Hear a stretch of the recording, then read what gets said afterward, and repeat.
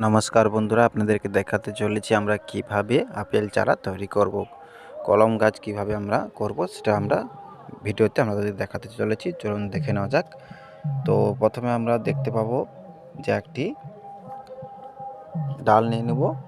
ডাল নেওয়ার পর ওটাকে আমরা গাঁট যেমন আছে 1 ইঞ্চির গাঁট করা আছে, সেই হিসাবে আমরা একটা ছুরি দিয়ে ওটার উপরের ছালটা তুলে নেব। তুলে পর একটু ঘষে দেবো, কারণ যে পাতলা আস্তরণটা রয়ে যায় ওটা ছেড়ে দেওয়ার পর একটা অ্যালোভেরা ডাঁটা নিয়ে ভালোভাবে লাগিয়ে নেবো। আর তারপরে একটি গ্লাস নিয়ে নেবো, গ্লাসটিকে হাফ হাফ করে আমরা কেটে নেবো।